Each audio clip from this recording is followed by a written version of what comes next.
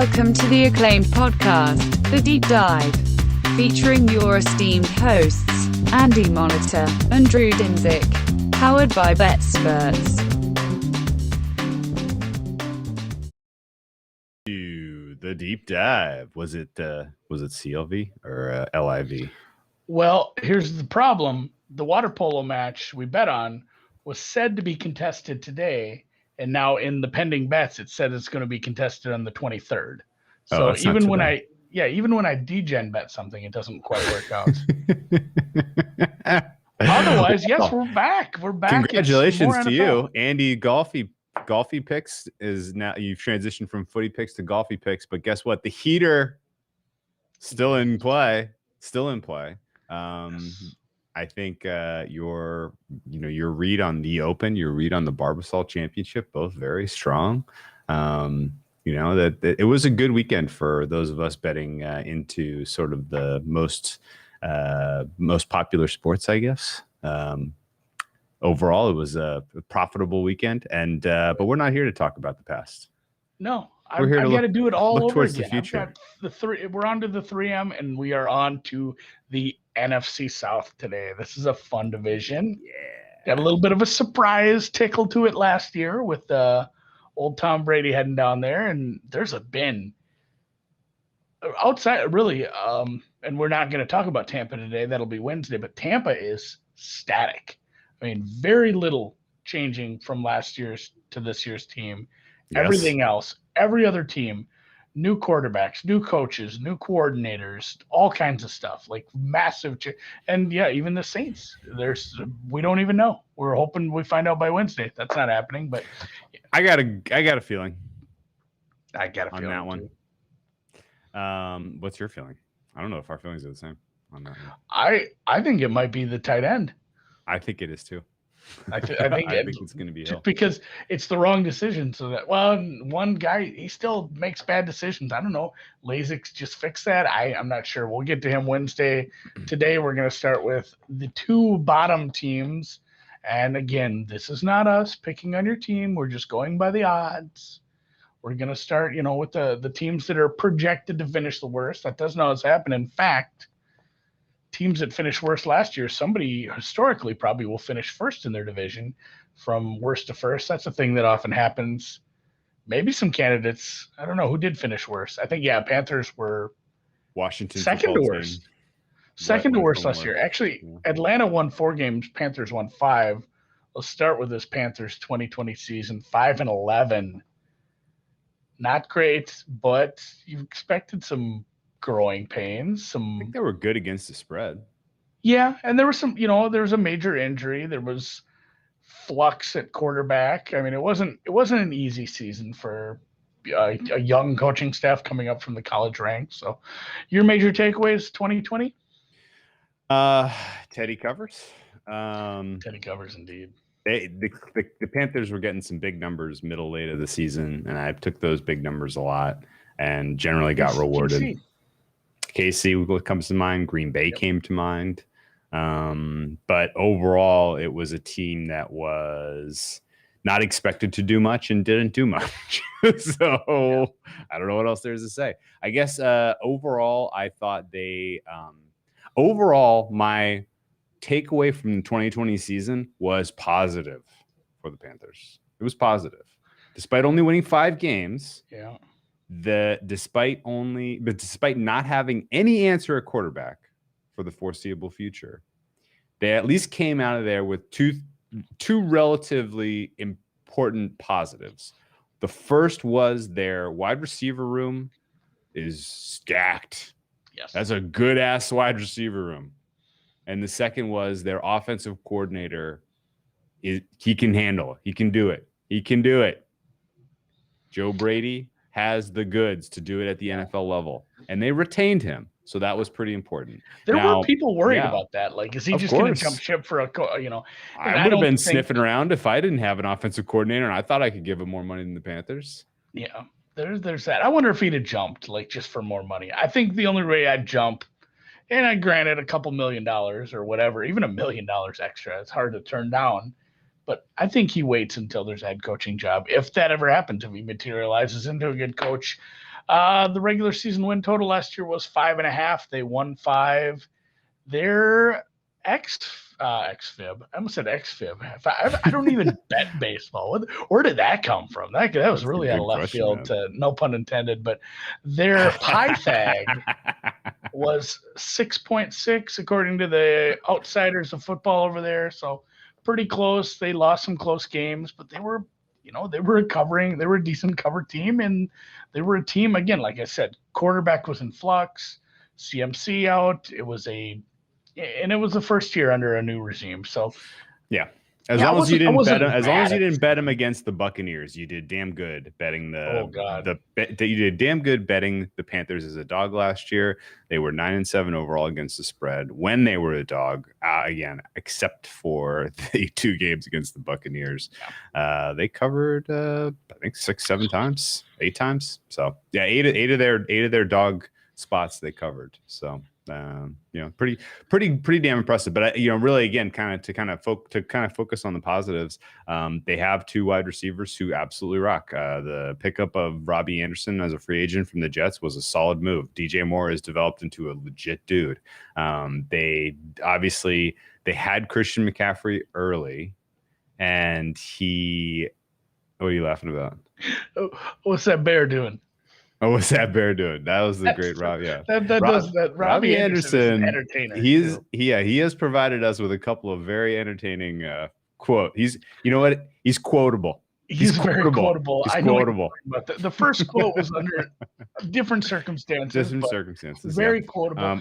Quotable. Full agree on the receivers. Like 2 good receivers for sure. And again, they got Christian McCaffrey. They did not use him incorrectly. Like there definitely could have been a way where you deployed him in a way that brings your offense down. I thought they did the opposite. They deployed him well.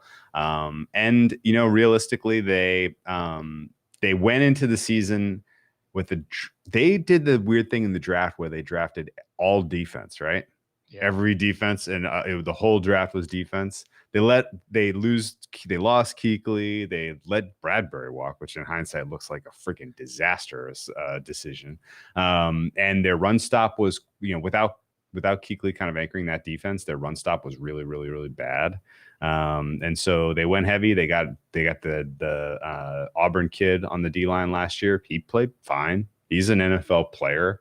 Not going to give you much of a pass rush, but at least he kind of gets you to that Mendoza line we were talking about. Gross in terms tomatoes. Of run stop. Gross matos. Is that what we're talking? Yauder Gross matos. No, I was talking about Derek Brown. Oh, D Brown, yes. Yeah, they drafted, and yeah, that's why I mixed it up. They drafted so many effing defensive players. They started this year's draft with the defensive player. We'll get to that here next. But maybe my knock on the rule regime so far is the insistence on building this defense up. You can't have a horseshit defense, but man, would I like to see a little more investment on the other side of the ball, or at least a balanced investment. They did a little more drafting on the offensive side, and I guess we can probably get to off-season changes here. If you want to say, well, I guess invest in the offense. I guess they brought in a quarterback. Like they traded for a quarterback. They did use their second-round pick on a wideout, so they are investing a little in the offense. But it's been heavy defense, I feel, for Rule so far. We're not revising history and saying that they had low expectations last year, right? Like you didn't expect Teddy Bridgewater to go in there and win 8 games or compete for a wild card, did you? No, I mean like I said, the win total was 5.5. I wasn't ever, super excited. Let's get excited about Joe Brady. Like we said, hey, this guy could be, what Cliff Kingsbury's supposed to be. This could be a guy that comes from an exciting offense in college and actually makes it work at the NFL level. We're excited, but again, at the same time, I said, the quarterbacks kind of stink. The quarterback room stinks.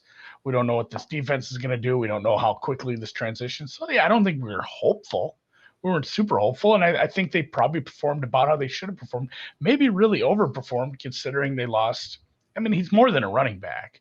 This guy is a true receiving threat and one of the best players really in the league at the moment, especially out of the backfield. So losing him and having to rely on Mike Davis and the quarterback cavalcade that they did, It's about what they're supposed to do. Maybe even overachieved a little. So I'm not mad at it. And yeah, they move on. It's Darnold time. Yeah, what did you think of I guess part one of that decision was moving on from Bridgewater. You fine with that? I don't think it's a long-term thing. Like Teddy at this point in his career, he's had one catastrophic injury.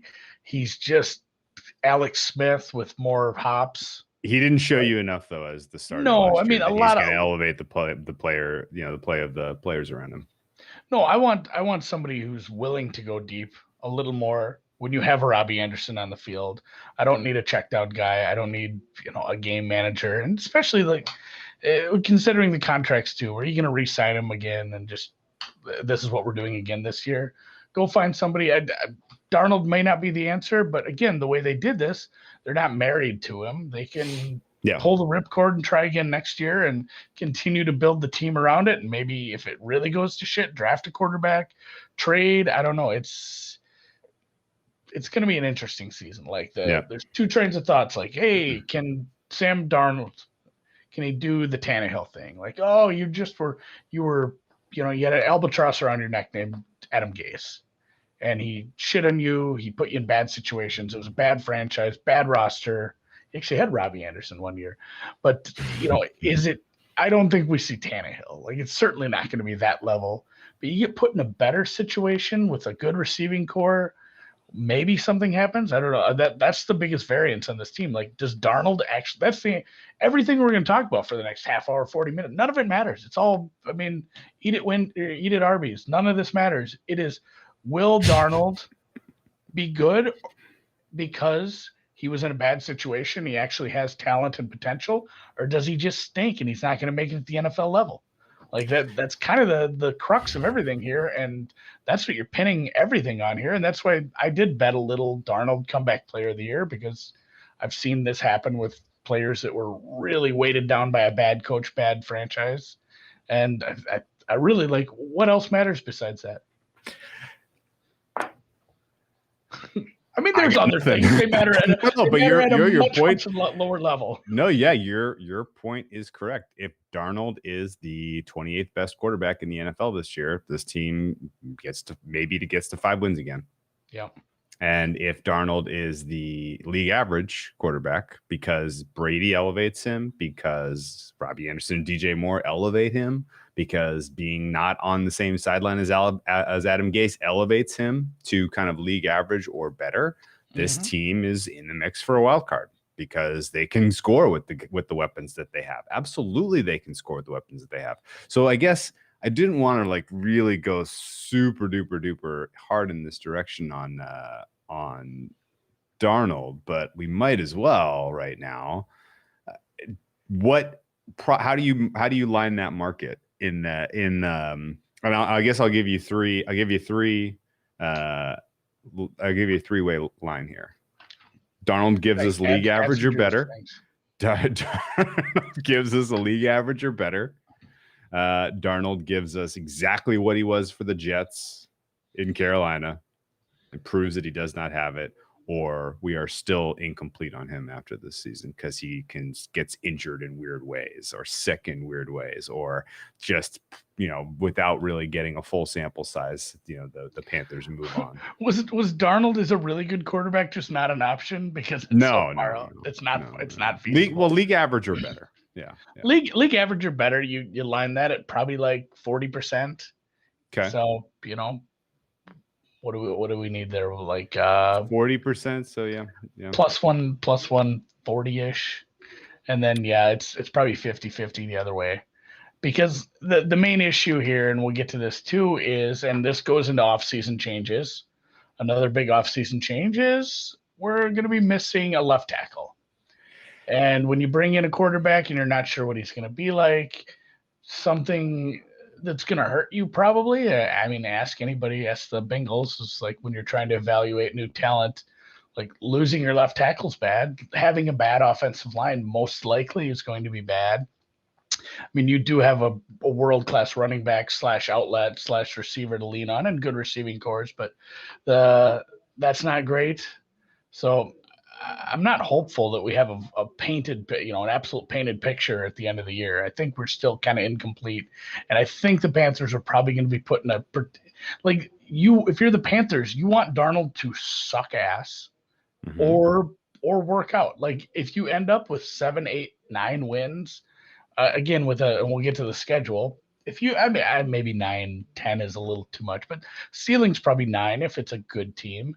If you end up with that, it's like where do you stand there? Especially if Darnold was just marginal in big spots, he had some issues. It was maybe some turnover luck, injury luck, field goal luck, everything luck. I wouldn't want to be in that position if you're like near a 500 team and you're not sure on Darnold yet. And then you got to make a tough decision. Like the best case scenario is he's great and he just fixes himself. It's Tannehill 2.0. Worst, and then maybe second best situation is he just thinks out loud.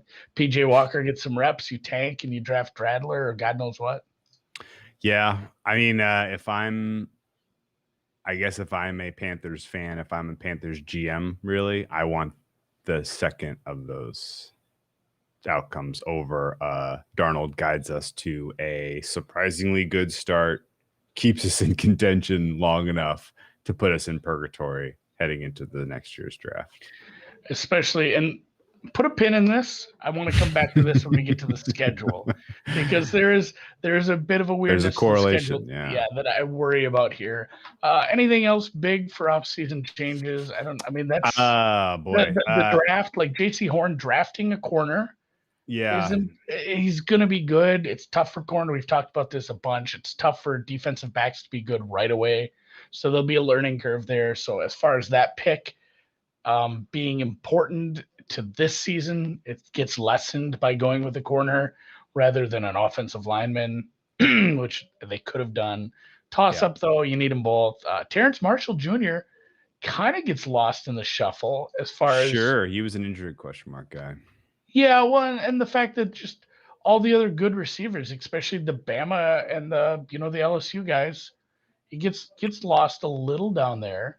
Yeah, and he had some good numbers. Like again, they played a shortened schedule because of the weird season, but I think he had like 700 yards, 10 touchdowns, and if he's healthy, that's a really nice addition to a really nice wide receiver room already. So it could be a decent draft if J.C. Horn gives you anything. Pretty good draft, I guess. Curtis Samuel's gone. Teddy's to Denver. They signed Pat Elflein. That's not a good sign. You're going to be asking J.C. Horn to do some pretty hard stuff this year. Hey, go cover Mike Evans or Godwin. Hey, go cover Michael Thomas. Hey, go cover Calvin Ridley. Best of luck, young man. Take a break. Go cover Pitts for a bit. Cover Pitts in the slot instead. Have fun. Ooh, is right. Yeah, he does have a very tall task, especially, again, we'll get to the schedule later, but just outside of that, they face Buffalo, there's Diggs. They face Arizona, there's Hopkins. They face Dallas, all three of those receivers.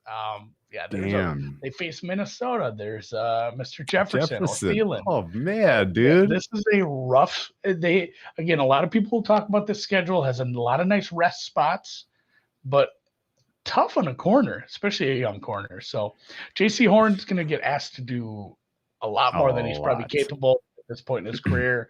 We wish him all the luck to be great, but it might be a rough transition. Yeah, I guess the other things I want to just point out roster wise, they signed a bunch of meh guys, like, but that cuts both ways. Like they didn't spend a lot, and if those guys hit, then you made a great free agency move. Great.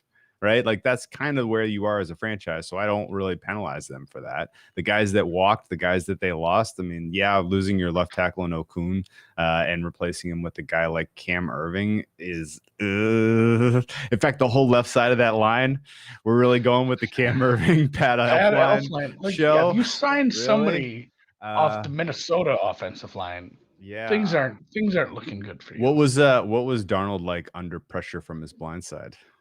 Honestly, and that's the weird thing about Darnold. He was equally shitty when unpressured, which again leads me to like, what is going on? So he's in the Carson Wentz. He's in the Carson Wentz category. Although he really lacked playmakers last year. That's where I'm like, if you had to do like a spectrum of he stinks. If you made this absolute black and white, he stinks or it's untapped potential. It's probably 70-30 he stinks. Why am I more inclined to I'm agreeing with you. I'm more inclined though to give him the benefit of the doubt that I am Wentz, and they're in basically the exact same sitch, except Wentz is on a better team. And what am I missing? Maybe lack of injuries. His injuries have been mono and not getting vaccinated. So yeah. Okay. I guess I will be pleasantly surprised if you get a competent full season out of Mr. Darnold, considering the limitations where some of the weaknesses on this roster in particular. Patrick in the chat there. One. He was seeing ghosts. Remember that? He was seeing ghosts, and guess what? Patriots defense is on that schedule this year, so he gets to revisit those ghosts in one way or another. I guess I don't have many other thoughts on the offseason changes. The Rule Brady year 2 is an interesting. It's going to be an interesting learning experience because if things go well-ish for you as a team. If you are surprisingly frisky, if you finish 9-8, 10-7 even, I know that's a long shot, but if you finish with 9 or 10 wins this year, Brady becomes a very attractive target for not just an offensive job on another good team, but or a team willing to spend more money, but as a head coach potentially. Yeah. Somebody brought that up in the chat. He said, if this team is good, I'd have to scroll up. Basically said, if this team is good, if this offense is good, is he like a minus 500 favorite to be the Bengals coach next year? That's oh my Lord. I mean, I'm going to scroll up and find that. Who said that? Because that is Patrick McCann said that. Yeah. He kind of nailed that. Like, it does feel like Zach Taylor's just biding his time before he's somewhere else. You just got I just don't know if I don't know that I can count on Cincinnati giving him a fair no offer. That's the thing, there may be another team that's willing to give him more money. Somebody else said that. He said, if you're the hot offensive coordinator, like, do you really want to go take the Cincy job if there's and there's always multiple openings. So like, if you have your choices of money alone, I'm based on money alone. I wouldn't want to go. I wouldn't want to. Okay. Well, and also I wouldn't want to live in Cincinnati. So that's I guess now that we're talking through this was a bad move to bring in Darnold. It was a bad move. They should have stuck with Teddy Bridgewater or set themselves up to really suck for a quarterback next year. Because if Brady does enough to get Darnold to league average or better, and everyone's like, oh, wow, like this offense is frisky because they got weapons. They have, they have scheme. They have, they're running plus EV concepts. If Darnold looks good, number one, you're not getting him on a cheap contract anymore. No. And number two, you're losing potentially the reason why, which is Brady the OC. And you're so you could turbo F your franchise here by being stuck with Rule and Darnold after this with no Brady. It feels like what you brought up a little with Wentz, harkening back to the Eagles, where it's like, or Atlanta, which we're about to get to. Sometimes you see these teams like, oh my God, like this offense is just good all of a sudden. And then they lose some coaches and like, oh no, like it turns out it wasn't Doug Peterson that made this team good at all. And I think we all know Mr. Shanahan was doing a lot more than Mr. Quinn down in Atlanta. Things like this, where it's like, for the offense. That's the most obvious example of this. But it's like, Matt Rule stinks. Like he's not a good coach. It was Brady. Like that would be. We'll find out. That would be a bad situation for this. So, there's no long-term upside. There really is no long-term upside. You're not keeping the band together here if it goes well. You're not keeping it together for cheap. That's for damn sure. Yeah. Oh man. Yeah. You've put yourself in a very dicey situation here. If you're the Carolina Panthers and things are going well, which almost means even if you're winning games, but Darnold is it's not because of Darnold. If it's because of the receivers, it's because of CMC. I think you probably are putting pressure on the coaching staff to pull him and to tank, which sucks for Carolina fans because they haven't had wins in a while. Yeah, this is not that long ago. This team was in the Super Bowl. What, 7, 8? It's funny. Producer Dan and I were talking about Disneyland off the air, and I remember that playoff run. I was at Disneyland for one, or whichever one's in Florida. I always mix up the two. Maybe it's Disney World. That sounds more right. Either way, yeah, a few knocks on Brady. The play action was a little lower than I thought when I started digging into it. A lot of motion, which is good, especially if we're going to bring in another good receiver here. And, it sucks about Curtis Samuel, but hopefully we can backfill nice with a rookie.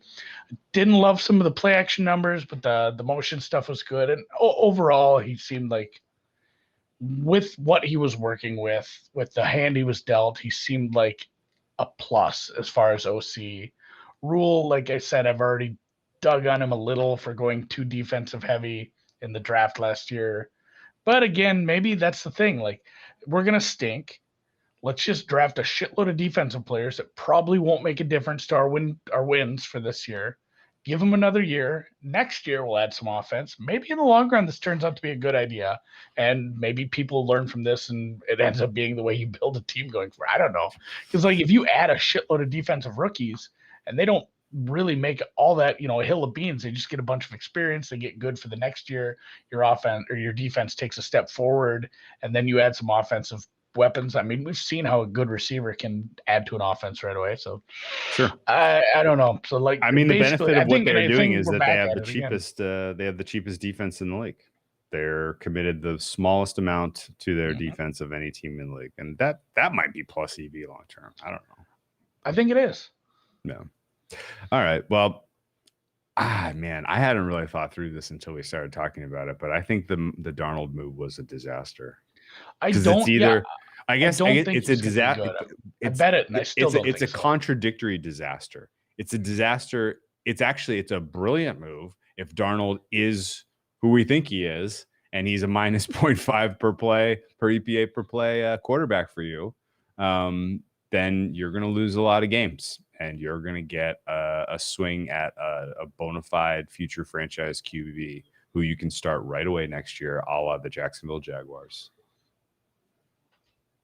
And that may be your best path, honestly. That's probably the best path long term. Plus, then again, like you mentioned, I think the biggest thing here is if Darnold does turn out to be good, and we're not putting a high heap of percentage on that. Like, you have to pay him then based on what you did for the, with this trade. You'll have to pay him, and then you're paying that guy rather than having a cheaper quarterback on the roster. And you'll probably need to spend some money on the offensive line in the offseason as well. In fact, you will. But you'll have that money to spend, especially if you're on a cheap quarterback, if you have a cheap QB. You're saying if you decide to extend, if you give Darnold the handshake, and he bring him back for 2022 and beyond, you are committing a meaningful amount of money to him, which is not no bueno. No, that's a fair point. That's a very fair point. Oh, and a couple people in the chat are mentioning, like, when they drafted here, there was still, a very good quarterback on the board. Yeah, Justin Fields was still on the board at 8. So it's from when you're sitting there on draft day, it's like, and nobody in their right mind would have mocked anything but, a defensive player, or maybe if Sewell got weird and fell down, maybe an offensive tackle. Like, I don't think I've seen any mocks that were really off the wall with Carolina, besides maybe a trade back for a different corner. But again, we might revisit this in a few years and be like, man, they traded for Darnold, and they could have just drafted Fields, and Fields is like a star. Like, he turns, and it'd be good for the Bears, honestly, because they've had to deal with this. Why didn't they just draft Watson and Mahomes? Like, it would be fun for the Bears to have that once. Like, oh man, Carolina could have just drafted this quarterback. So why didn't anyone else draft the quarterback that Chicago got? Yeah, no, that does feel ripe for the for the turn there. The and the best part of that is like Tepper and Pace way down here. Like, it'd be funny if Pace 8 Tepper's lunch there, I guess. It would be. Well, I guess so are you on the record? Do you think they should have done Fields over JC Horn? It's hard once you've already made the Darnold trade. Like, I guess maybe don't trade the Darnold. Don't make the Darnold trade. Yeah. No, that's a very fair point. Once you've done that, you've hamstrung. Yeah, that's true. That's true. God damn. I am all of a sudden very cold on this on the Darnold trade. I am very cold on this now. I did not expect to get here. This is why we do this. This is why we talk through this stuff. This is going to be important. I guess. What are some of the other aspects of the Panthers that you find interesting? Again, I put this in the rundown. The offensive line, like the offensive line, could be bottom 2, bottom 3, bottom. Like their ceiling is like bottom 7. It's not great. Like you talked about this, and when we were talking about adding and removing players, like losing your left tackle stinks, but replacing it with what you did stinks even more. A lot of meh. I think no, we lost to center in Atlanta as well, but a little bit of what do you call it? Continuity on the right side. On the right, sure. Moton coming back, Miller coming back, Paradis. You got Paradis pretty cheap from the Broncos, and he's been a good center. He's been good. He's getting on a little long in the tooth. Oh yeah, he's gonna be 32. Yeah, Elflein, he's not a running back, whatever. But Elflein and Irving, not excited about that left side. So, the offensive line is a huge question mark, and it goes back to everything. Like everything kind of trickles down to Sam Darnold. It's like, well, I said he was just as shitty when he wasn't under pressure. That might be a product of New York, but if he's under, like nobody is like way, way better under pressure unless they're, Aaron Rodgers. And it seems like every time you put pressure on him, he's, beating you over the top anyway. So sure. Just having a bad offensive line is going to take away every positive that this offense, you have good receivers. Well, if your quarterback's on his back, it doesn't matter how open they are. Christian McCaffrey can probably make chicken salad out of chicken shit. Doesn't matter who's in front of him. He's just a generational talent, but at the same time, you're just going to get extra hits on him if he's getting hit behind the line of scrimmage more often. So everything about this is just bad for all the positives that we could possibly have for this season.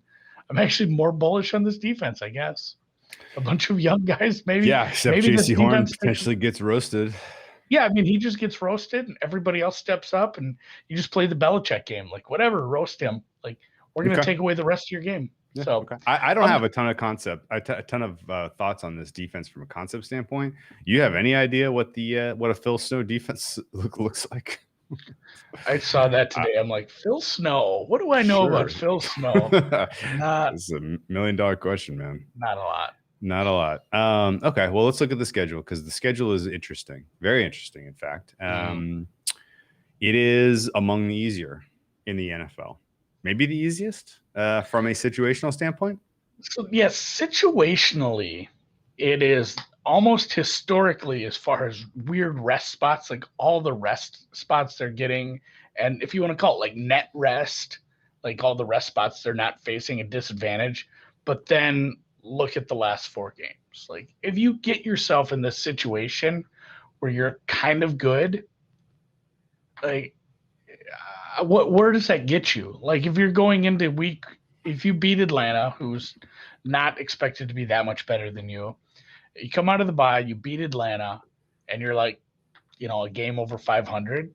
Then you go to Buffalo in December, at Tampa, at New Orleans, at Tampa. If New Orleans figures out the quarterback situation, that's a bad situation. Buffalo's going to be good. You're almost a double-digit dog there.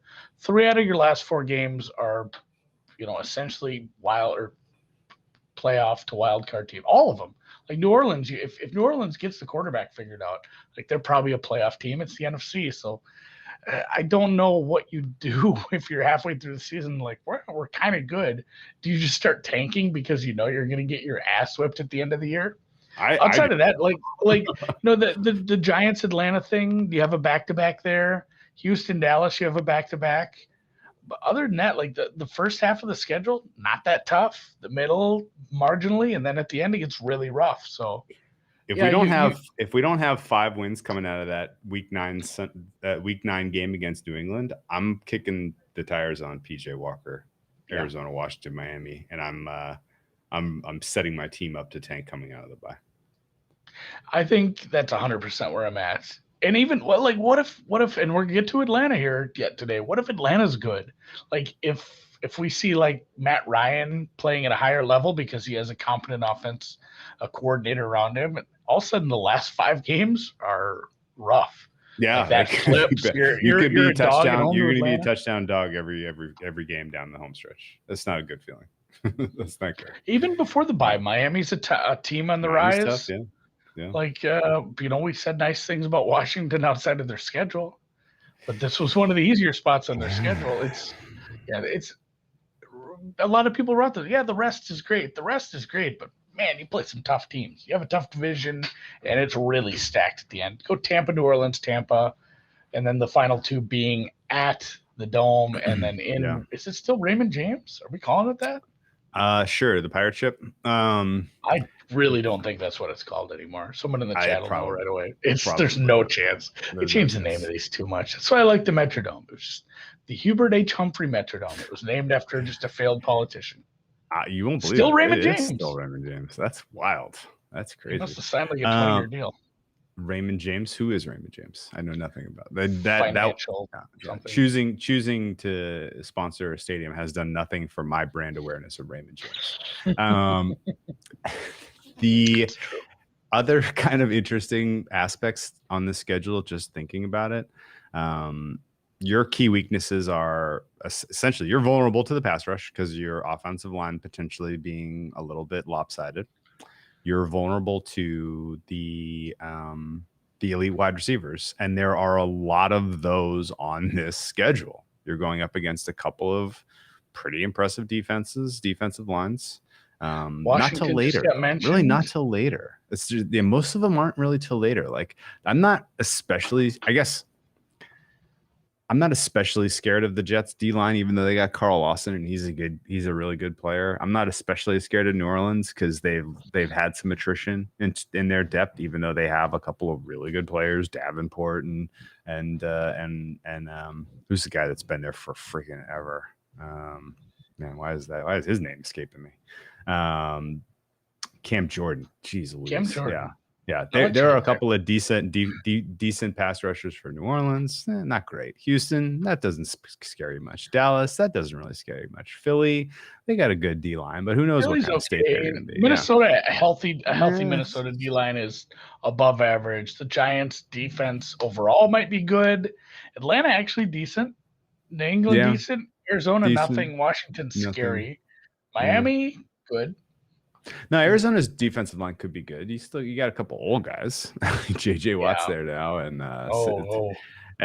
what's his name is still around at this point. Man, what's going on with my brain today? I guess I'm having the Mondays. It's Monday, man. It's Monday. Yeah, it was a long Chandler weekend. Chandler Jones, and JJ Watt both potentially Chandler. Not scaring you. Not scaring you. Okay, so I guess my general thoughts on the schedule are the first 11-ish weeks afford you, or I'll say first 10 weeks really afford you. Now we can go 11. First 11 weeks really afford you the opportunity to completely screw yourself and win too many games and put yourself in purgatory and set up the absolute, the franchise widowmaker of giving Darnold a contract and losing Joe Brady. Yeah. And like if you accidentally end up being good, your only hope at the end is like Brady was injured. Or here's the other thing. So it's weeks 16 and 18 for Tampa. Like, what if Tampa is just so fucking good that they rest them? Like, sure. And then the New Orleans, the quarterback thing doesn't work out. Yeah. You end up going like, 10-7. You get the 7 seed. Yeah. Yeah. You get the 7 seed. You got to go up to Green Bay and play the who's gonna be the 2 probably. It's probably not gonna be Green Bay. It'll be probably whoever wins. Niners. It'll be whoever wins the West. Yeah, we'll go to Niners. Yeah. Send you out to Niners or Rams or something like that. Yeah, that's Rams. Great. No, I don't want Sam Darnold looking at the Rams defense or the Niners defense. Thank you, but no thank you. So yeah, you're talking about a best case scenario here of everything clicks. Darnold is better than replacement level. You win 10 games and get the 7th seed, and you're a 10-point dog on the road to the NFC West champion, and you lose by 25. At least. Or so. Or thereabouts. Thereabouts, with Darnold throwing 3 picks in his first ever playoff game. And then you are really stuck with, what do we do now? All right, what would you say? I'm going to ask you 2 questions here. There's a 2-part answer. What do you think is the best case scenario then? I think you kind of already answered that. Like being bad, tanking, and letting all these young players get another year in this defense, fixing the offensive line, bringing in a real quarterback next year is. But like, what's the most likely situation when we hit this? Well, let's pretend Atlanta's going to be good, because I did. Yeah. I kind of think. Let's pretend Atlanta exceeds expectations. That's more of an Atlanta as a pick 'em on the road, or even Atlanta favored by 1. It flips a couple points. I think that when you hit that brick wall, like, what is the most likely outcome for them once they hit the bye in week 13, and then they have Atlanta at Buffalo, Tampa at New Orleans, at Buffalo, or at Tampa again? Like, what's not what you want to happen, not what we think. What is the most likely outcome for the first 12 weeks of the season? I think they get waxed by Buffalo. That's a brutal spot. I hate that spot. No, I mean coming into the last, like, what is the most likely scenario for the first 12 weeks? Like, where do you think they are? Most likely scenario is Sam Darnold is who we think he is, and that he is not good enough to get you these coin flip wins in Minnesota, in New England, at Washington, or home against Minnesota, New England, Washington. Those are coin flips. I would even say home versus Philly is more of a coin flip than -3, right? Home versus New Orleans, a point. Yeah, those. I don't think Darnold is good enough to get you those wins, which means come week 12 or week 13, come your week 13 bye, I think you have lost the appropriate amount of games, which on this schedule to me looks like you've lost more than that, probably. That's too many 12 games. Weeks. That's too many games. I'm thinking you're probably 4-8. You're 4-8 through 12 weeks. 6-8. You're 4-8 through 12 weeks. Your season is over. Darnold is a failed experiment. You're putting him on the shelf. It's the PJ Walker show, and you're a frisky. You get beat by Atlanta, who is in the wild card hunt, week 14, and then you are a frisky dog with PJ Walker and company, 15, 16, 17, 18. 4-0 against the spread. Getting double-digit points. Yeah. That's my arc for this team, most likely arc. I think I hate to just agree with you. It's boring, but yeah, I'm there. 4, 5, 6 wins feels like the ceiling. If Darnold is really good, like we said, that's maybe a bad scenario. So let's look at the odds. We are looking at, similar to a lot of the teams that we look at early on Mondays, 50-1 to win the Super Bowl, 17-1-ish to win the NFC, 5 plus 550 to win the South. No thanks. Like, just that's not a big enough number with Tampa in the division to make the playoffs. Plus 240. If everything goes, there's got to be better ways to attack that, honestly. Yeah, because everything has to go right for you to get that 10-win season and get the playoffs. Although, 9 might do it, but it's tough. Like, you have to win. You'd have to be softish schedule. You'd have to be 7-5 going into those last 5, and you'd have to beat Atlanta and steal one from like Tampa or New Orleans. It's tough. I think I don't advocate laying the no at -300, because again, I think this is a team to stay away from because of the high variance of a quarterback. We just, even after all these years, we don't know that much about. The season win total. Under might be the play. You might feel pretty good about that once you get to that last, but a little juicy on the under. If you can find honestly, I'd play a 7 at a plus number maybe. If it turns out really bad, and maybe an alt total, like I said, I put a little bit on Darnold comeback player of the year at 12-1. They actually wouldn't take much. It was a weird number they stopped me at. So, oh really? Just in case. Out of all the situations these quarterbacks are in, they're not named Dak. Like, I think he has a decent situation with his wide receivers and these young coaches. So, oh yeah, huge. There is a no doubt upgrade wide receiver and system, no doubt upgrade. Yeah, and again, somebody brought up too, like if you like them to win 9 games, there's probably an over 8.5 that I would take. That would be maybe a little less than to make the playoffs, but maybe I'd feel a little better about that. It takes a lot of other teams out of the equation. No bets for me though on this one. Just the Darnold comeback player. I think it's still 12-1. That's probably about where it needs to be. I just I grabbed a few of them. I got excited when the award market's open. Okay.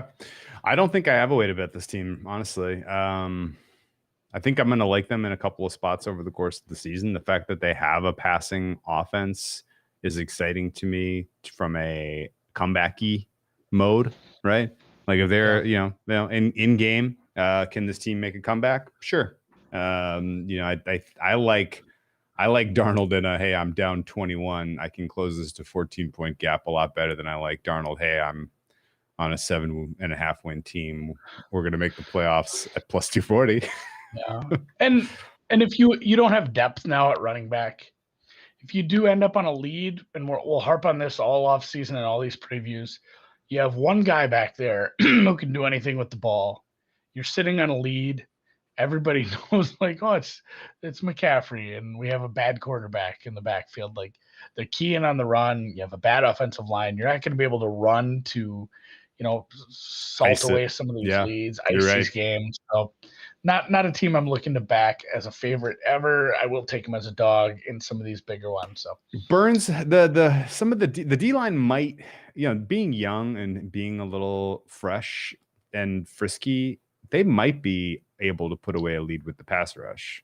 YGM, Brown, Burns. That's a good little 1, 2, 3 there. Who's the other kid? Who's the other guy they signed? That's projected to start on the D line. Daquan Jones. Off the top of my head, he does not have a standout pedigree, but maybe he is better than I realize. But yeah, their D line might be strong enough to get them across the finish line in some of the games if they have a lead in the second half, especially at home. What do you think? Yeah, like I said it a couple times, I do like the defense to maybe overperform a little. I think it's being a touch underrated with it takes a lot to get that many young players decent. So the defense, especially the front, will be good. Secondary, question mark. JC Horn might have a long year, but if the rest of the defense and the safeties pick it up a little, this could be top half of the league defense. So that helps. Like, not only running the ball, but being able to get the pass rush home when, the other team's trying to catch up by throwing. That's kind of the other half of that equation. So if the front seven's good, the pass rush is okay, this might be an okay team. But yeah, we're staying away from this stinky one for now. Okay. Well, if you do have a strong opinion about the Carolina Panthers and you want to put some money down on them, how would you go about doing that, Andy? You know what? You'd sign up for WinBet, who is sponsoring this. And we only have a week left of this for you to get a tumbler. Maybe a little longer. I don't know. Maybe into August. But not that much longer. Get a tumbler. Rules and details at BETSPERTS. Sign up, $500 risk-free bet. And just send us their info. I'll send you a 30-ounce Rambler. On me. I'm not really paying for these. It's coming out of the marketing budget. But I will make sure it gets to you. So follow at BETSPERTS for all the details on that. And with that, we're moving down to... We'll talk some Falcons. Atlanta, the other team who's projected to finish Dirty Birds. Third, the Dirty Birds, another team who was in the Super Bowl not too long ago, and really similar offseason or similar 2020 season, except with a good quarterback and a coaching staff. That was what was mixed up. Like Carolina, uncertainty at quarterback, hopeful for the coaching staff. Atlanta, quarterback seemed like a strong point. Coaching staff, everybody kind of knew it was one of those things that wasn't going to be long for this NFL season. Of course, they did win 4 games. And this was maybe even worse as far as luck. They led at halftime of 9 games. Oof. They had a win total around 7.5. Same win total as last year, 7.5. Their Pythag was, and again, I said they led at halftime of 9 games. Oof. Their Pythag was 7.5. They were underperforming by about 3.5 games. That's That had to be big, the big most gap. of any team. It's the most negative, I believe. I'd have to double check that, but not a great 2020. And of course, that kind of thing leads to getting rid of Dan Quinn. Let go after 5 games. He wasn't even the first coach fired. Only made it 5 games. Wasn't first coach fired.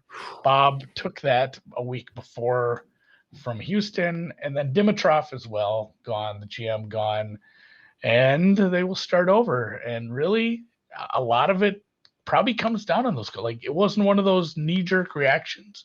I think it was a big problem with the way the team was run, the way the team was probably run from the top. You'd sign Todd Gurley. That's not like that's not how you fix your problems. And actually, I had a Gurley season rushing yards under. That one game he went for like $125. I was pretty nervous.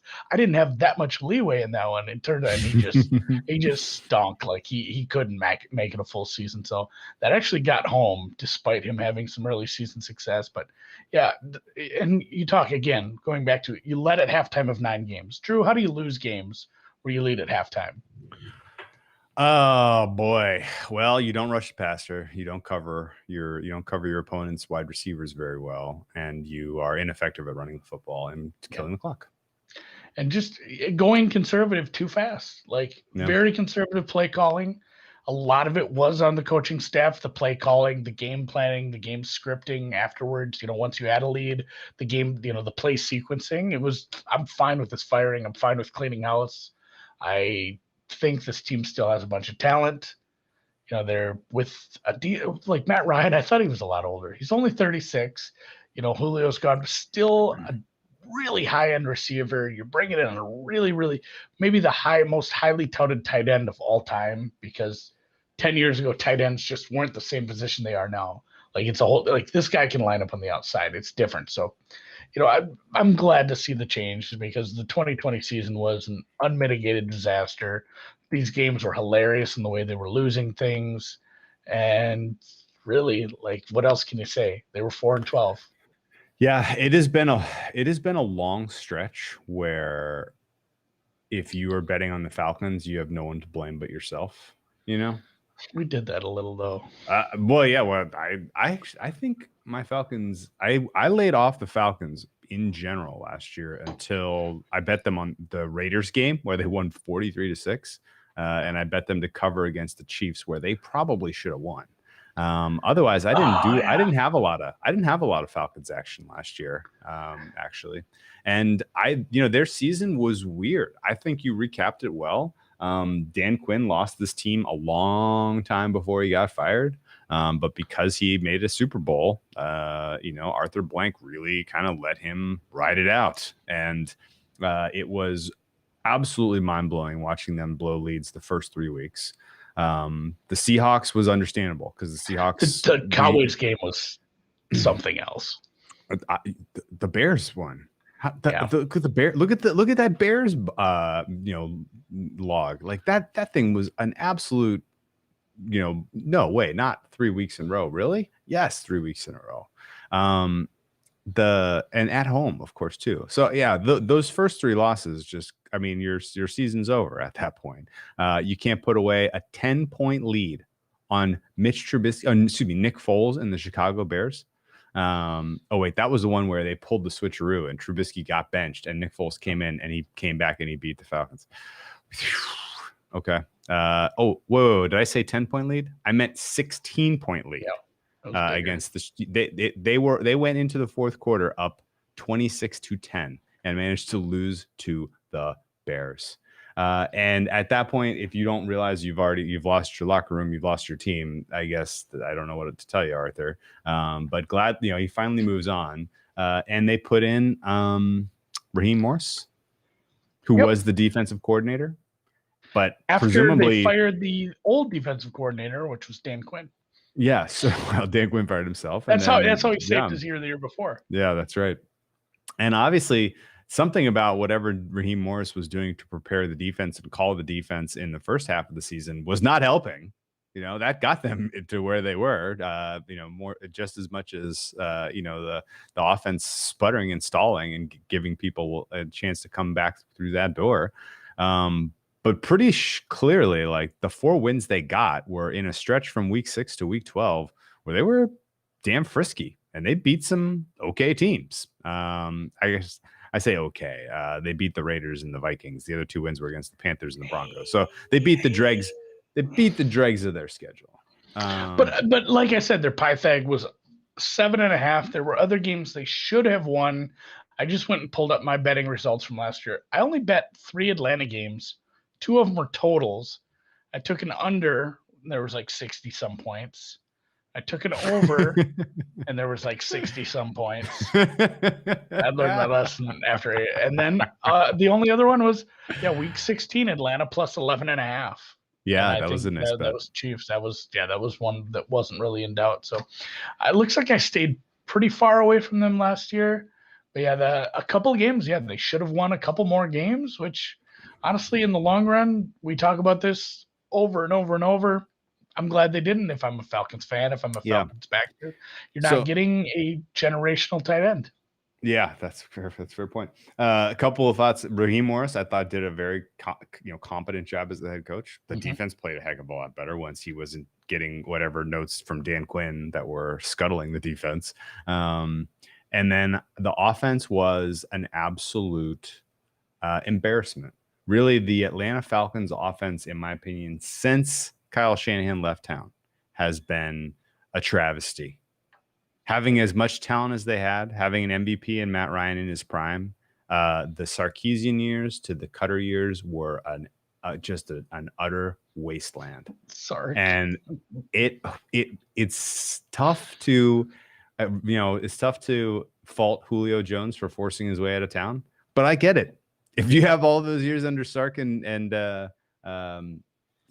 Cutter, and you don't know what the next guy is going to be any better.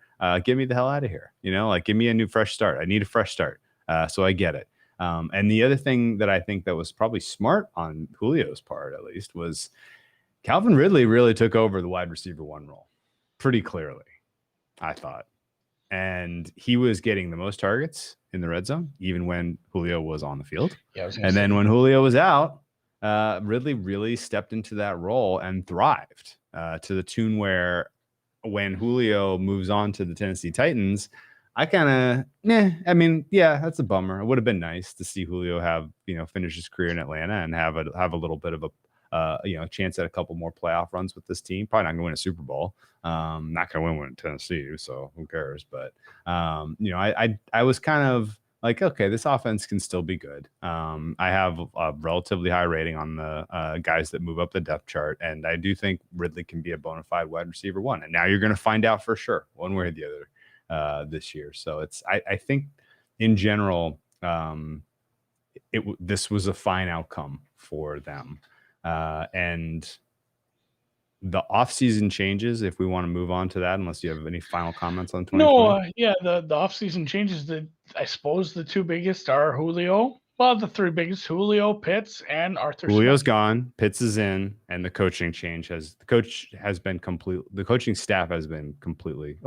coaching staff and general manager. They cleaned house from top to bottom. Yeah, absolute full house cleaning. The only other big, massive one I have is they signed Cordarrelle Patterson, journeyman, scat back receiver, God knows what.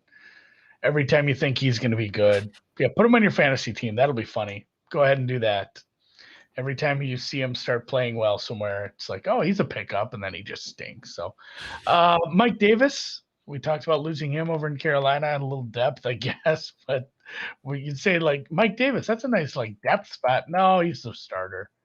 The running back room is a little questionable. Who cares? Again, who cares? But it would be nice to have a good running back. Mike Davis has got some big quads, man.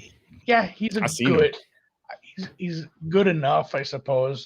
You lose your center in Alex Mack, and maybe the other one I had written down was Mr. Oh, that's not even the right team. I ain't looking at the right team. Well, either way, Alex Mack, you're losing a center. And I think outside of that, I had Keanu Neal. Keanu Neal to the Cowboys. That's not great. It's not what it was a couple years ago, maybe. So the additions, I think, probably a net positive just based on the coaching alone, even losing Julio. Like the coaching staff was rough. I had some respect for what Morris did as a interim, but I'm excited. We like to share our bets, especially with the NFL, where we don't really give a shit. It's not like we're trying to hide anything.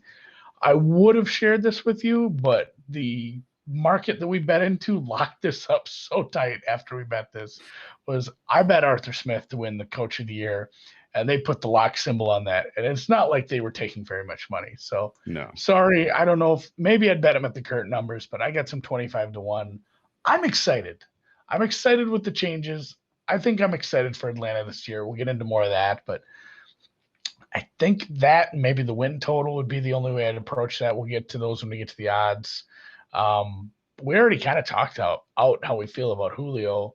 What's the thought on Arthur Smith? Besides Arthur Smith and Pitts, really, those are the big ones. Like your thoughts? Yeah. So 2 years ago, we did a Titans preview, and we had a great laugh at the expense of, hey, look at this guy that the Titans have elevated from tight end coach to offensive coordinator. His name is Arthur Smith.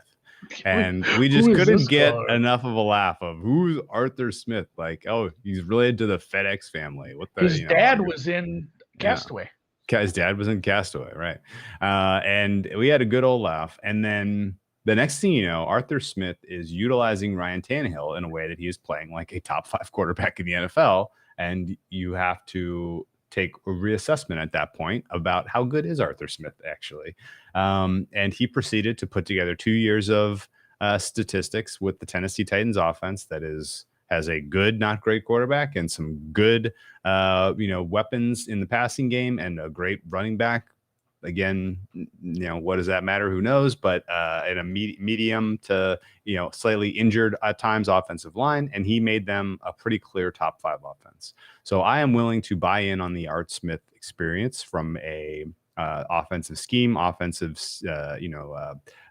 conceptual standpoint, and expect that what he did that worked well in Tennessee can translate almost exactly, if not more effectively, with this roster in Atlanta. And there's no Derrick Henry, but so what? There's no, the offensive line has questions. It might be. Because the one ding, the one blemish, the one just enormous, what's the red mark on Art Smith's resume was the way he called that playoff game against the Baltimore Ravens last year, after executing one of the most unbelievably perfect game plans I have ever seen the previous year against the Ravens. Like just did you say masterclass? That was exactly what it was. It was a masterclass. It was a masterclass against the Ravens the previous season. He comes into that game at home, hosting the Ravens, and handed off the ball and kept handing off the ball and handed off the ball some more, and was like, as soon as we get to the magic number of 25 or whatever touches, we'll win. Derrick Henry will carry us to the promised land. And the punt just got brought up. Yeah. There was some playoff punts. That was on Vrabel. Vrabel. You got to blame Vrabel, but like the whole Vrabel game. might as well have been coaching that game with a cardboard box on his head. He was absolutely nowhere close to making plus EV decisions throughout that entirety of that game. But Art Smith's approach to coming up with the game plan offensively stunk. That's the one blemish, I guess. But he's out. He's moved on. He's now in Atlanta, and I like the fit in terms of weapons, in terms of potential with this team. I think, and honestly, like going back to the point we just made, the Sarkisian experience, the Cutter experience. Oh, the Cutter was yes. The Sarkisian Cutter didn't have an excuse. He was sober. Yes. Shouldn't be laughing. I've been doing a lot of drinking myself these days. Yeah, you are pickled. But outside of that point, it is there. Art Smith doesn't even have to be great for this to be a meaningful upgrade. And that's important because you have, a quarterback who is capable of MVP play at the tail of the end of his career. And, you break down, Matt Ryan was above average, completion percentage over expectation last year. Matt Ryan was well above average EPA per play last year. Over the last 3 years, he's been consistently one of the top quarterbacks, in sort of what I think to be the most meaningful, statistical categories. With bad play calling. With bad play, exactly. With bad being play put calling, in bad situations. With that's the biggest thing. This guy doesn't have to move the needle. He runs play action more than almost everybody. Like, just his play action numbers are stupid high. Most play action in the NFL on early downs, 48%, 35% overall. Like, he's gonna just make this offense more successful just based off doing the things that work with offenses in 2020, 2021. Like, it's going to be a better offense. The offensive line, again, another place where the offensive line is a little worrisome, and you have a massive downgrade in talent at the running back position. If you're calling plays, if you're the offensive guru here, Mike Davis, again, not awful. I'm not shitting on him too hard, but it's a downgrade off Tractor Cito. But I think probably an upgrade at quarterback, even with his age, not as mobile as Tannehill. But again, the luck, the horseshoe up Tennessee's ass in the red zone, and with a lot of things was, I don't know, maybe that's why Art Smith got this job, and he does stink, and this whole thing blows up in our face. But the way he calls play action, I think we're going to see a marked improvement in offense. Calling any sort of semblance of a sane game plan with a lead is going to net you like 3 more wins. Like, this team has a halfway high ceiling if this offense is good, because I think the defense will be good enough. And I think Art Smith is going to be a big part of that again.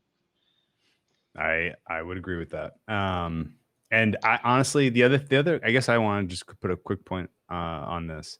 Art Smith, what he leans into in the passing game is something that I think is still one of sort of the lesser tapped aspects of successful passing offense, which is attacking along the sidelines in the 11 to 20 yard range.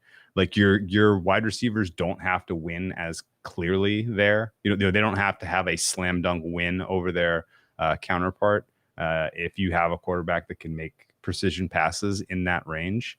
And that part of the Arthur Smith playbook and what he got out of Tannehill and with those passes specifically is what I'm excited to see him ask Matt Ryan to do, because Matt Ryan's not a guy that only can do it to you over the middle of the field, down the middle of the field. But oh, by the way, he has Kyle Pitts now, so he might be able to do that to you also. And that's the thing. If you watched some of the games at Florida last, and this is how Kadarius Toney ended up in the first round, because you'd put 5 guys on Pitts, and that's hyperbole. I'm just joking, but double, triple coverage, and Trask would still throw his way. It's a big step up, even from the SEC. The highest echelon of the college football ranks to the NFL. It's a massive step up in talent against these defensive secondaries, defensive coordinators, game plans, schemes, everything. But the guy is just so good at just coming down with contested balls. I think it's going to be a huge upgrade to Matt. I think that's a big help to Matt Ryan as well. It's not going to replace Julio, but yeah, I think Ridley shines. Pitts could be a monster anywhere you put him on the field. And if we're calling a halfway sane game plan, this offense will improve. Yeah, no, I completely agree with that. And I think a older quarterback late in his career, shot in the arm with the fresh offensive concept that can take advantage of what's plus EV nowadays in the NFL is exciting to me. So I think it's the chances for a Ryan resurgence are very real. Yeah.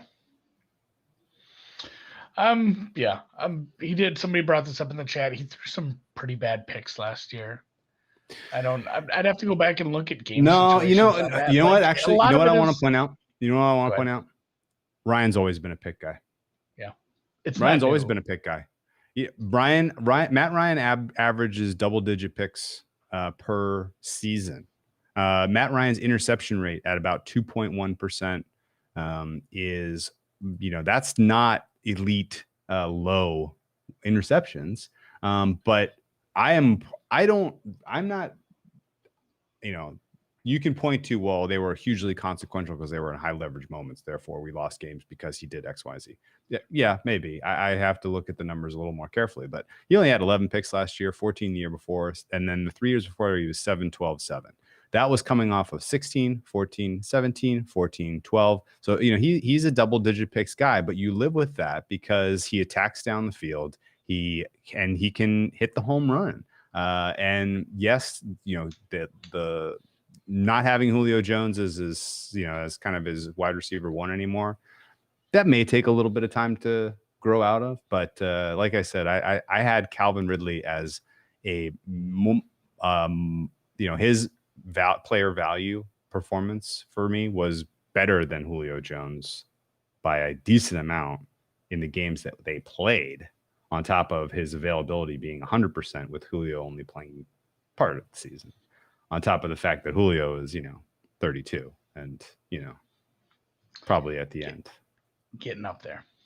So, yeah, I mean, I am perfectly willing to excuse the Matt Ryan interceptions. That's just part of the game, and if he had a couple that were especially consequential, that to me feels more random than like, oh, well, it's over for him. Cause I like the Matt Schaub.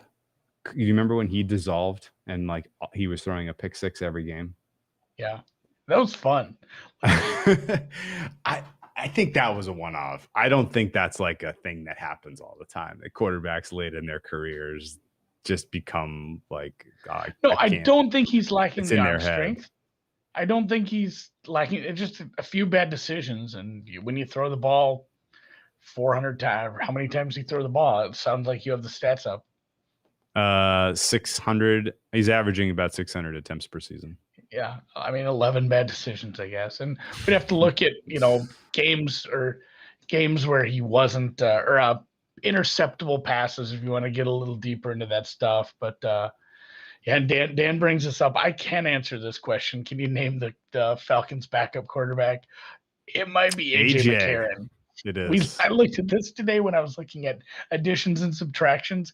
AJ McCarron. So this season goes off the rails if AJ McCarron has to play. This is a bottom 10 backup.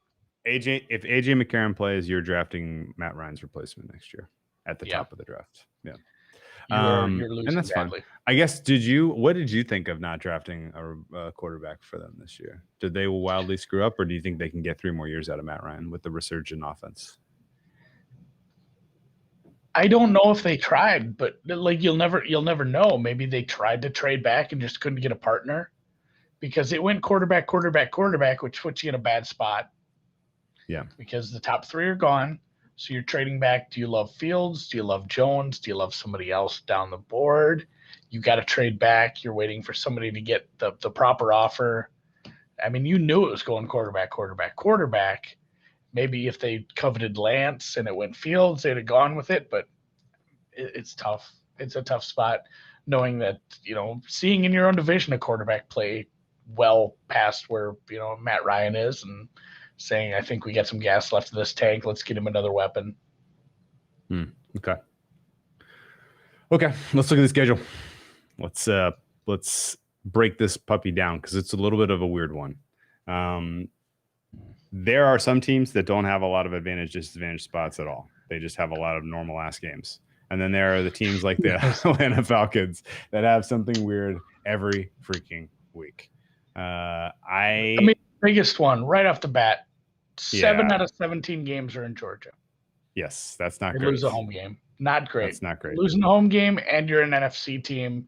So it means you already had an extra away game and you lose one to London. I guess let me ask you a question. It's a hell of a lot longer flight from Atlanta to London than it is from New York to London. That's why we're basically saying that's a road game, right? Yeah. I mean, well, it's a road game for both teams, but that doesn't really matter to, like the Jets suffering doesn't matter at all to Atlanta over the course of a season. Like, it's a road game because it's in England, right? Yeah, I know. I just meant like your burden of travel is greater than your opponent's. Yeah. I mean, it's a home game on your schedule. Slightly. It's a few more hours, so it doesn't help. At least they were smart enough to take the bye afterwards, I guess. But yeah, they they need that one. Like that's if they're going to compete, if it's going to be a good team, you have to win your London game because it's against the Jets. Like it's going to be not only that, but when you start looking at teams like the Jets, the Bears, God, we'll get to the Bears. See if it might be Andy Dalton for some of that stuff, or yeah, the Bears situation is going to be goofy. But when you're facing a team who's bringing in a rookie quarterback like this and going to start him right off the bat, like the Jags, like the Jets, you don't ever see these rookie quarterbacks just blow it off the page like right away. Once they get going, yeah, but I'd rather face some of these rookie quarterbacks early in the season if they are going to be good. Like if Wilson's going to be good, if Lawrence is going to be good, let's get it out of the way early before they get their footing in the NFL. So a little bit of advantage, but like if that turns out and it works up in another situation where new coach, new quarterback, if it works out and you lose that game in London, your season's not looking great. So that's a rough spot for them. And yeah, up and down the schedule. Buffalo only has home games in like December. Apparently, we keep running into this. Like Buffalo, you got to play Buffalo in December. Apparently, everybody's playing Buffalo in December somehow. And then there's some back-to-backs: Carolina, San Francisco. That's a back-to-back where you're traveling across the coast from coast to coast, Carolina to San Francisco. Your other back-to-back is coming off the heels of your worst game, really. Tampa Bay, you're the biggest dog, plus 9.5, going up to the Giants after that, before a couple of easy games before the bye. But then, yeah, coming off the bye, you got a tough spot there with an up-and-coming team on the road in Miami. It's week 7, so it's not the super heat down in Miami you get early on, but that's not a great spot. And then Buffalo late. And this is my question to you. What is the easiest 3-game spot on the schedule for them? I mean, the candidate, the easy candidate is Giants, Washington, Jets. Yeah, that's got to be it. The other one that sucks because that's not a great stretch. No, one of those games is in London. Like if you just look at that without that, it's not. It's like it's clearly that there's a case to be made for it being a different spot later down, like New England, Jacks, Tampa. I'm thinking either that or Jacks, Tampa, Carolina, or New England, Jacks, Tampa. I guess that New England, Jacks, Tampa, Carolina stretch I like a lot, especially considering what we just broke down about Carolina and the fact that they may be calling it at that point. They may be white flagged. So coming off that bye for them, you may be getting a new quarterback, maybe a lot of you may be a meaningful road fave in that week 14 game. Yeah, and then I mentioned Buffalo late. I guess I didn't expound on why that, but Patrick did it for me in the chat. They're a dome team. Like it's one thing the Jets go up to Buffalo late. The Packers go to Buffalo late. You know what? Being a dome team going to Buffalo. You know what? This second to last game of their season last year, I bet this dome team out in the frozen tundra of I'll take them at like plus 10.5. Kansas City of 10.5. Yeah, the price is right. And let's talk about the price being right on some of these spots. If we are only implying 7 wins here, but we are obviously kind of cautiously optimistic enough on this offense that 7 wins feels low. Would you agree? Yeah, I'm optimistic about the Falcons this year. And by the way, those 7 wins at 1, 2, 3, 4, 5. You are a meaningful favorite in 6 of those games, and then there's a pick'em and a -1, and a -1.5. There are at a +1.5. There are 4 coin flips and 6 games where you are a decent favorite. This is potentially a 10. Yeah, this could be a 10-win deal. I think this is, I think there is the body of the distribution of outcomes for the Falcons, I think is 7 to 10 wins. And the outlier high, I think, is 11, 12. The outlier low is probably 5 or 6. And the interesting part about this is they are the 23rd power ranked team by the market right now at -2. Their power number is -2, so 2 points worse than an average team, which I have. That catches me by surprise, considering even I last have year them with neutral. the worst coach, they were about a 50. They were about a 500 team. I have them neutral as well. The market expects them to have the 18th best offense and the 29th best defense. We didn't talk really about the defense at all, and I don't know that that's going to matter a ton for this Falcons team this year. Like, they're not winning games 24-21, guys. Like, they're going to have to score 30, and everything. What we're talking about for the positive upside here is that this offense is clearly in the top 10, not 18. Would you agree with that? Yeah, I think so. I think, especially ceiling wise. Do you think is the market that wrong about this team from a power rating standpoint on offense? 18th is really, really low. I think the market is undervaluing the offense, but the defense might be a big enough hindrance that it won't matter. It depends like how bad this defense can be. The defense has a pretty low floor. The offense has a higher ceiling than we think. Or than a lot of people think, I believe. Somebody did ask who was Art Smith the OC the last time the Titans went to London. He was not. Ooh. He was on the team as the tight ends coach. It was the year before he took over. So he has been a part of a team going to London. He knows it was under Mike Vrabel again at the time. Offensive coordinator that year, Matt LaFleur. Yeah. Dean Pease defending. Honestly, looking at this schedule and the places where they're dogs by a meaningful amount, like, do you think they can compete toe-to-toe with Tampa Bay from a scoring standpoint? I kind of do. Yeah, I mean, if your defense is bad, I guess Tampa. I mean, the answer is like, how do you really lose that game? It's like the defense is so bad, Tampa puts 40 up. But if you can get into one of those shootouts, like shootouts invite variance. 6-point dogs. The same way New that Orleans, low scoring games. 5.5-point dogs at Dallas. Those numbers don't really check out to me. No, I mean we've both said we're like 2 points off the market on this. Yeah. And if Dallas doesn't get it together, can you imagine what that'll be the game where the totals opens like 56, gets bet up to 58, and it ends up like 21-14, like that Dallas game. I'll take a 43-6, 43-6 Falcons final score there. Yeah. 49 points scored. That was what happened when they played the Raiders last year, and I think that market you just described was that market. Falcons Raiders. That was the week that the Raiders just like, oh my god, their offense just finally broke. Like, they're done with track meets. They're just watching the track meet happen now. That was an awful game. And I mean, unless you had the Atlanta ticket, obviously it was a lot of fun though. But no, I think the New Orleans and Dallas numbers are a bit high. I'd be betting them there. Tampa. What does Tampa open their season with? Dallas Thursday Night Football. So yeah, oh god, that easy one, dumb question. So let's say Tampa blows the doors off Dallas. You get a 10.5 on Atlanta, even if they beat Philly, or even a 10. That's a bet.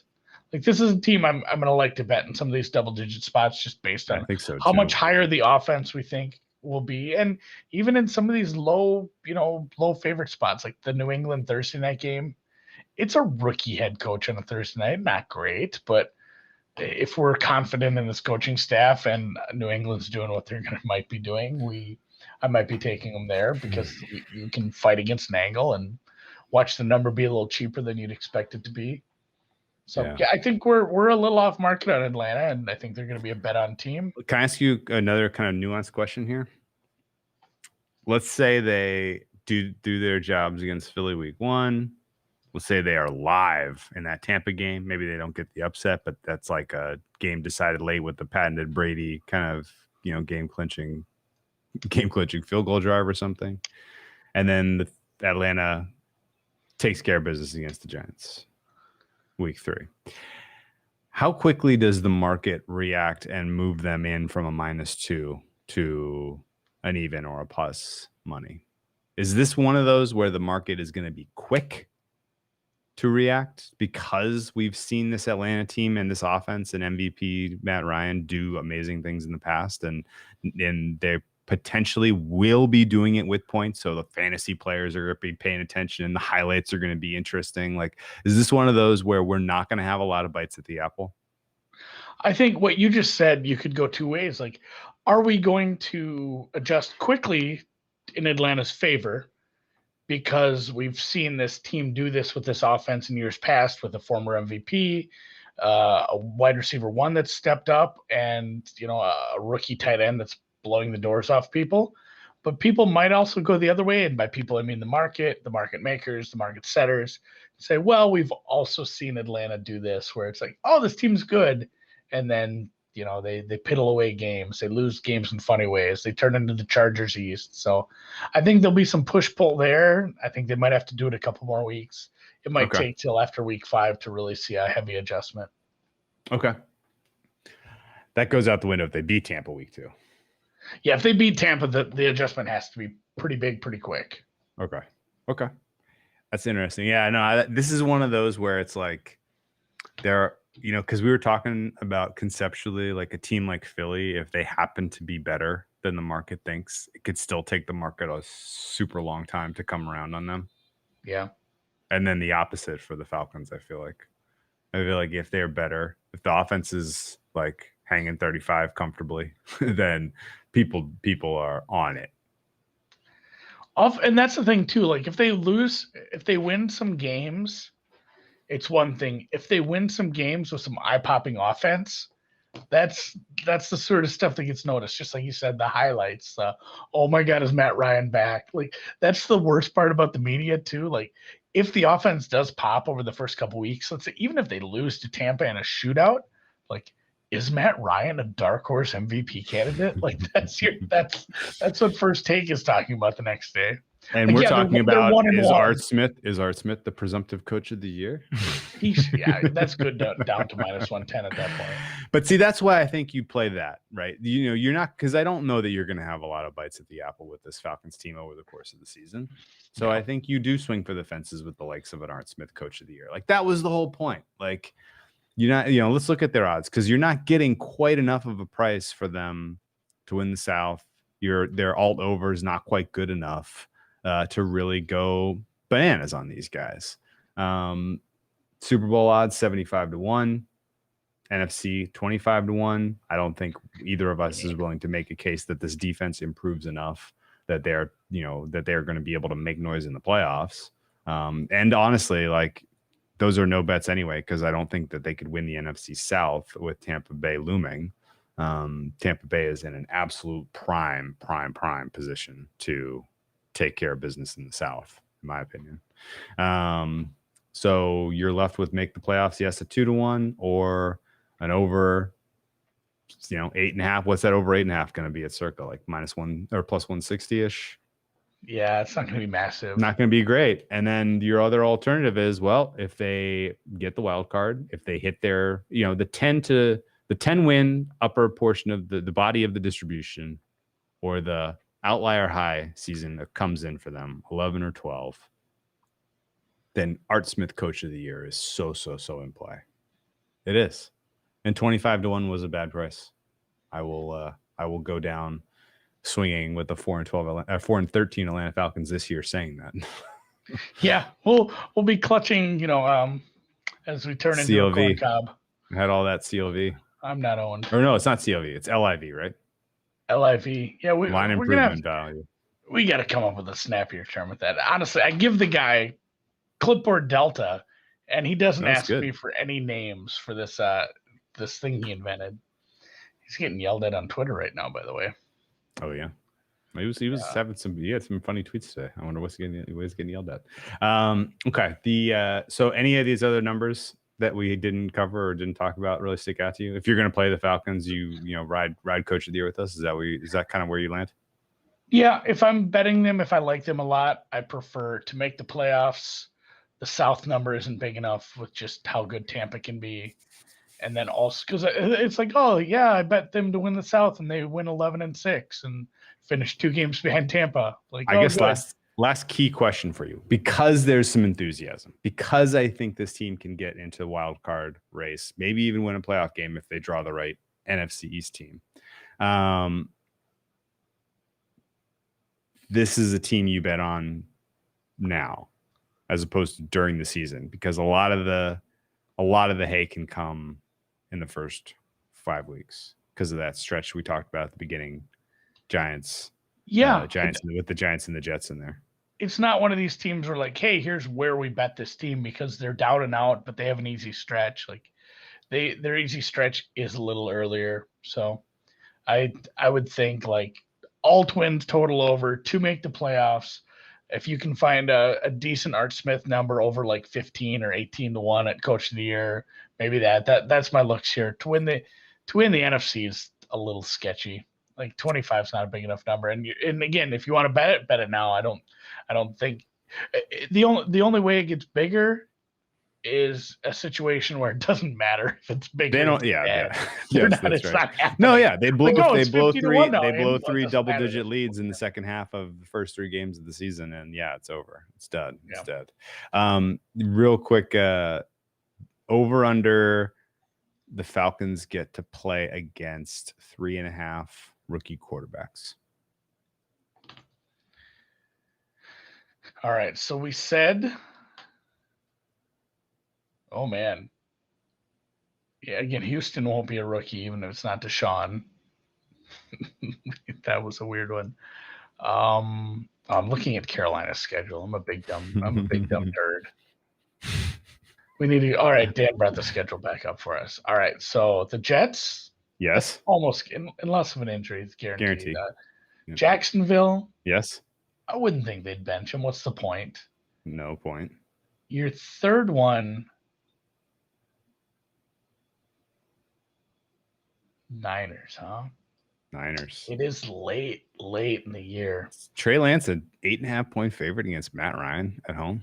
By the way, if there were a look ahead spot, and you that's a big old number. If you had to bet any look ahead spot, maybe that would be it. If you're feeling like a gambler today, yeah, I think so too. I might take that Dallas +6 too, or plus if I was a 5.5. I could see that be a pick 'em come that game. But yeah, no, they're probably going to get Lance late in the season. They may get Mac Jones middle of the season, New England. Well, I hadn't thought of that. That might, yeah. You might have 4 rookie quarterbacks. You might have 4 rookie quarterbacks on your schedule. Bitch about this schedule. They might face 4 rookie quarterbacks, a Dallas team that's wildly overrated, the Eagles before they figure things out, and really, like, it might not be as bad as we thought. Yeah. You hear some other quarterbacks on their schedule. You ready? Yeah. Jalen Hurts, Daniel Jones, Tua, Sam Darnold. We'll go with Taysom Hill. We'll go with do you think Goff is even going to be the starter in Detroit week 16? Why not? We'll go with Goff. And then another Taysom Hill spot. Okay. The point is here, this is an easy schedule. It kind of your defense isn't going to be exposed. You got to play Tom Brady twice. You got to play Josh Allen. And that's it. Dak Prescott. And that's it. Yeah. You have 4 games where you are going up against, I think we have high confidence in a top 10 quarterback out of 17. It's pretty good. And if this offense works, if Art Smith can fix the offense, this is a team that is tickling at a playoff spot. And Fitzmagic. Yeah, Fitzmagic MVP. Yeah. Okay. I like that you played that because it's fun, but I don't know that I'm bought in on the Fitzmagic experience. I should have played. Yeah, there was 200-1s out there. I should have played that. So, 200-1. Oh, you missed the best of the number by a mile. Apparently. Ooh, someone says Art Smith is still 25-1 at William Hill right now. So you legal Eagles out there, go jump on that with us. That would be fun to be celebrating that in about 6 months. 6 months. That only puts us in like. Where's that? That is January. Yeah. No, 6 months gets us there. Yeah. Yep, 6 months is right. It still feels like a long ways until we get to the NFL season, but we're knocking these out. We'll be doing Tampa and New Orleans. We'll talk about Tom Brady and Taysom Hill and maybe some Jameis too later this week. Wednesday, same danger time, same danger place, 8 Eastern on this very YouTube channel. And then we will be talking some Olympics. Oh yeah, that I can't wait for. Yes, I'm enjoying this too. Obviously, I am very much enjoying getting back to NFL. This is excellent. I love this. This is exactly what I like to do this time of year. This gets you prepped, like having to come up with things to talk about. It leads to interesting angles when you start looking at things. Absolutely, like the Carolina potentially best served tanking. No, I think of a lot of people just on the surface look at Carolina's schedule and be like, it's in a historic rest spot schedule. You look at Atlanta, it's like, they only get 7 games at home, but essentially it's like Atlanta's schedule isn't that bad, and Carolina's might not be that great. Yeah, and on top of that, why not spin it this way? Atlanta gets 10 games where they have road field advantage. Everything about that? RFA everything about that? No, Ben the betters yelling at